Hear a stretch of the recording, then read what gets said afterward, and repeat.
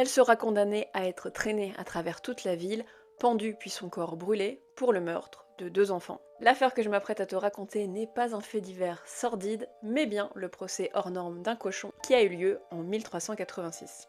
Je te raconte. Si comme moi tu es un peu trop fan de true crime et que parfois tu t'imagines comment tu procéderais pour le meurtre parfait et que tu as déjà imaginé jeter le corps au cochon, figure-toi que l'histoire a de nombreux témoignages qui nous prouvent que les cochons peuvent provoquer de nombreux accidents et notamment des meurtres. C'est le cas qui va nous intéresser. En 1386, à Falaise, en Normandie, une truie est accusée d'avoir fait chuter de leur berceau 2 enfants qui étaient mal surveillés, en a dévoré un et a tué l'autre. Elle sera arrêtée puis jugée, ce qui nous permettra de connaître sa condamnation. Cette anecdote qui prête à sourire nous questionne tout de même en tant que contemporain. On se demande pourquoi ce n'est pas le père qui a mal surveillé ses enfants ou le propriétaire des porcs qui ont été jugés. Mais derrière cette histoire qui, pour nous, semble comique, se révèle en réalité en partie la vision qu'avaient les sociétés passées de la place des animaux dans leur communauté. Puisque si ces procès des animaux ne sont pas courants, on en retrouve quelques exemples dans les archives juridiques entre le XIIIe et le XVIIIe siècle. L'objectif de ces procès est bien de rendre des comptes concernant les responsabilités qu'ont les animaux au sein de la communauté. Parfois ils peuvent être condamnés à mort comme la truie de Falaise, mais ils peuvent également être excommuniés